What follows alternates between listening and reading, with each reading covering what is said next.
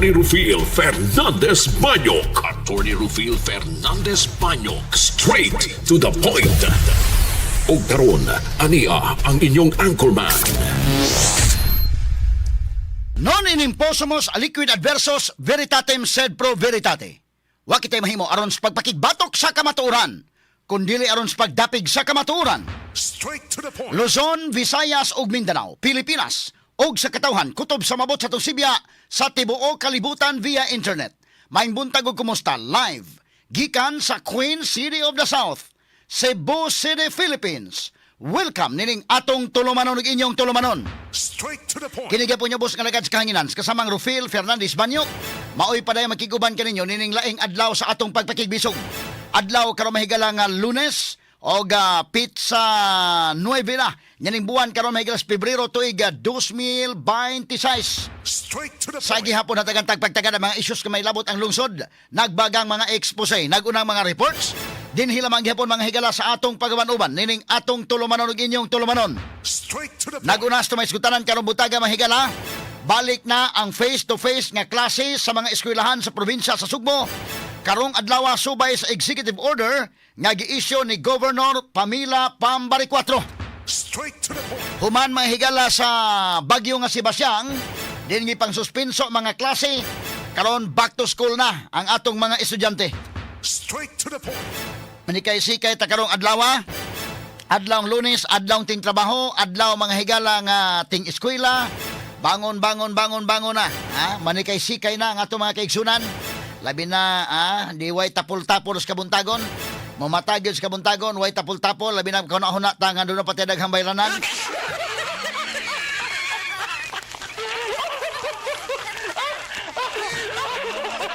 Monay giingon, para kang kinsa ka man mo bangon. Aha. Para kang kinsa ka man mo bangon. Ang tubag mahigalang uban mo bangon ta manikay-sikay ta para sa pamilya. Ang uban mo bangon ta manikay-sikay ta para sa mga anak. Ang uban bangon ta manikay-sikay ta para sa atong asawa, para sa atong bana, para sa atong kaugalingon. Pero ang uban sa mahigala bubangon manikay-sikay ta para sa atong utang.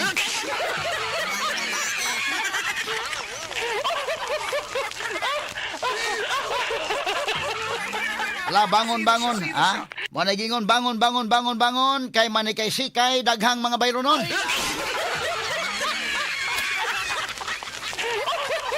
Adlaw Lunes, mahigala, balik sa eskwela, balik sa trabaho. Way kapoy-kapoy. Kumbate yun, ha? Straight to the Katag point. pagtagad nga butaga sa banuban usab nining atong tulumanon ug inyong tulumanon. Straight Sa to the pikas point. bahin mga residente sa Binalew ni Lusad og signature campaign aron supakon ang plano nga magbutang og waste to energy facility sa ilang komunidad. Straight to the point. Dili sila gusto nga masubli ang hitabo sa landfill nga nahunlak ang mga basura og nipatay kini og 36 ka mga tao. Straight to the Kadaling point. pagtagad sab karon nga buntaga mga higala sa atong pagbanuban nining atong tulumanon ug inyong tulumanon. Straight to the point. Samtang kagamhanan sa lalawigan sa Sugbo mo bag-o sa estratehiya ni ini aron pagdani og mas daghang turista dinhi sa Sugbo. Straight to the point. Palapdan sa Kapitolyo ang pag-promote sa probinsya ngadto sa gawa sa nasod. Straight to the point. Mutabang lang ang probinsya mahigala no sa Natats Turismo. Unsa may ito i-promote sa probinsya sa Sugbo, ipakita na mga butanding nga naa sa Uslob Indekin. Kana mo ipakita, Ipakita ang mga beaches na to, diri mga higala sa norte nga bahin, dito sa Bantayan Island mga higala, diri sa may Santa Fe, kana mga higalang sa norte, diri sa south, dito sa may Sumilon Islands, kana mga falls sa Badyan, ipakita kana mga beaches sa Camotes, kana mo ipakita mahigala mo attract nag mga turismo. Mo attract kanang mga turista. Ang lugar mga higala maoy imong i-capitalize aron pagdani og mga turista. Di man na madaning turista o ngang naong ni Cristina Plasco maibutang.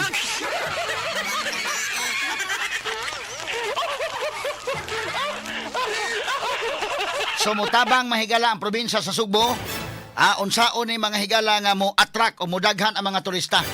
Kadtong project ni Cristina Plasco nga hapitanan sa Sugbo bida kagasto na lang gyud taon mga sukit di paminaw. Gibutangan og kana mga hapitanan sa Sugbo karon ang hapitanan sa Sugbo gipadlak.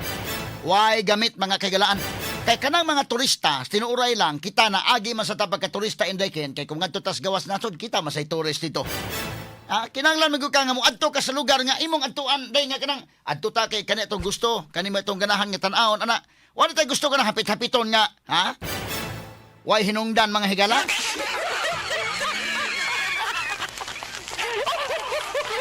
Naa sa bugo mga higala na ihapitanan sa Sugbo to as ibabaw sa bungtod.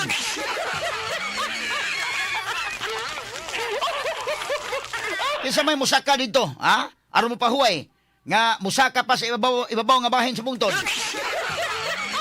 Kita ug wadto ta sa laing lugar, kita indaykin.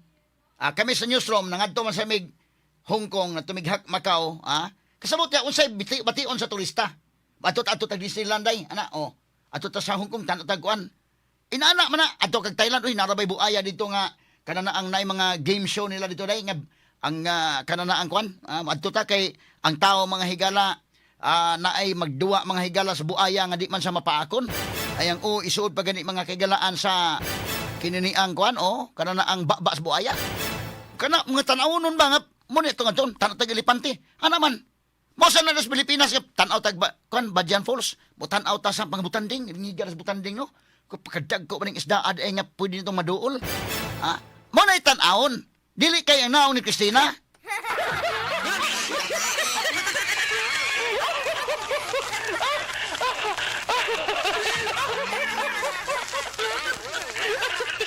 Mauna mga higalay bation sa mga turista. Kanang makaadto tag laing lugar, turista man sa ta dito. Dili lang mga higala sa laing nasod, bisag local tourist. Panalitan mo adto ta mga higala sa Siargao. Turista ta, local turista. Abot ato dito sa may itong gustong tan-aon. Madto tag Boracay, adto ta sa White Beach sa Boracay. Uto dito mo pulbos tong to sa Station 1 kuno day.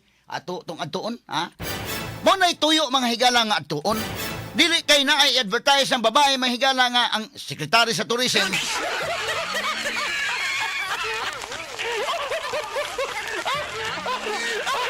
Karon gihimuag memes mga higala na as Christina sa hapitan ng dapit.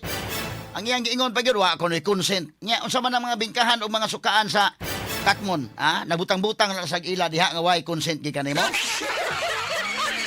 Kana ni ang ID sa senior citizen nga mas dako pang naong ni Christina kontra sa naong sa senior citizen. Umanto kag butika gud mga kaigalaan. Kana gud sito man ko anang ID senior citizen ka kumitig palit og tambal sa kong papa. Gi-issue to bye-bye late day. Pag abot nila sa Cebu, gamiton niya po naman ng senior citizen nga ilang card. Kaya palit kag butika mo, manaro magka-discount ang senior citizen. Okay lang kung sa liluan lang gamiton, kaya nakasabot ng mga pharmacy sa liluan, oy, naong man sa itong Mayor Christina Plasco, Nanog, dado ng senior citizen sa iyang anak, nga to sa kinini ang Jinsan, or dos Davao, o ng iyang anak, nga to sa Manila na day, nga ari na ma, ari ka na mo ma, pa, ari ka, kami na po yung matima ni mo. Nya asa man mo senior citizen nga ID kay mamalitag tambal magka-discount ta. Wa man kailang pharmacist dito mga kaigalaan sa Manila o dito sa Mindanao. Kisa man naungan na naanin he. Senior citizen din hindi pa man senior citizen.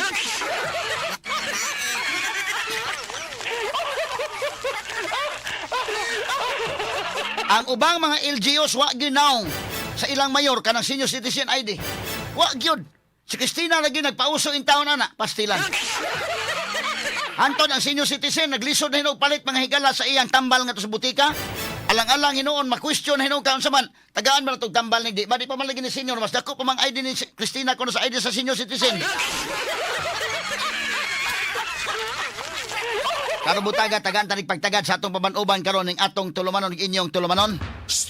Iyan ako nung ipatangtang ang iya ko nung mga naong ni anang mga kinin campaign material sa Department of Tourism. O i-appeal po na sa Sugbo, dito sa Manila, muraman mga kaigalaan karon pag-uso na social media na hibaw nga dili na kay sa Department of Tourism lang sa una pa mayor pa ka, Ala bisag asa na pamutang ng imong naong. May pagkaliwata sa inahan mga kaigalaan. Kay katos guin ipamutang niyang naong mahigalas notebook sa mga bata. Katanig pagtagad do butaga. So kining na planos Kapitolyo nga ilang i-promote nila ang Sugbo nga tos gawa sa nasod. Okay, i-promote na. Pero ayaw butang-butangig naong Ayaw butang-butangig naong nga kanang kuan kay bida. Moingon niya na itong mga turista nga na may daghan na ng naong nga sa amo. Sa may kuan tuon sa Pilipinas Ang lugar mo ay makapa-attract nga ang mga turista mo adto gyud sa usa ka dapit. Palitan ka ng Israel day, grabe man ka ng Israel kay tungod ba sa mga religious nga mga adto ta kay ngadto ta sa naadtuan ni Jesus Christ, adto ta kay mo adto ta sa katotoang Kalbaryo, Adto po ta ng Mount Sinai bisag bukid kina adto ta kay didto na po kasugo. Mao gina mga higala imong kuan. Nan og Department of Tourism Secretary ka sa Israel unyang imong naong may imong ibalandra.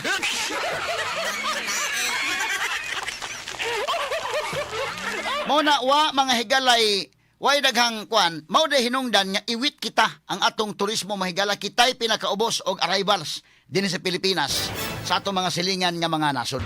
Straight to the point. Samtang sa laing bahin atong hatagag pagtagad sa mga kaigalaan ang dugang pa mga issues karon nga buntaga sa kauluhan 12 ka mga nakalas.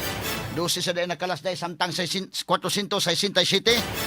mil ka individual ang napiktuhan sa bagyong Sebastian nga niigo sa Visayas ug Mindanao sa niaging semana. Straight to the Samtang panga ni kanhi Speaker Martin Romualdez na apil sa draft sa Senate Blue Ribbon Committee. point. Straight to the May point. raon tag maapil ni kay primero na apil ang nga naman may galang Chis Escudero, nga naman Villanueva, nga ni Jingo Estrada o nga ni Saldico. Wa man mo gawas ang kang Romualdez. Ha? Murag protesta tong ubang mga senador ang sama nagklasiha sa report. Mabita tong hapit ilisi si Vicente Soto ni Loren Ligarda mga higala. Unsa man ninyong kalaki? Straight to the point. Karon matod pa mga higala na naapil na mga higalang nga ni Martin Romualdez. Straight to Ato the niya point. tagag pagtagad sa karong buntagas sa panuban usab nining atong tulumanon ug inyong tulumanon. Straight to the point. Samtang kanhi kongresista Saldico dili prioridad ang pagtistigo kuno matod pa. Batok ni Presidente Ferdinand Bongbong Marcos Jr. Bisan og giakusahan niya kini nga apil sa isyu sa malusong flood control projects. Straight to the Ang point. iyang priority ron unsaon niya nga di na siya magtago-tago. Pero karong buntaga sad mga higala o karong simanaha malagmit i-appeal na sa order of business ang impeachment complaint batok ni Vice President Sara Duterte. Mao sa natong hatagag pagtagad mga kaigalaan. Kini guban pang mga iskutanan nga mabati exclusive over DYHP RMN Cebu. 612 sa dial sa inyong mga radyo ug sa 93.9 IFM.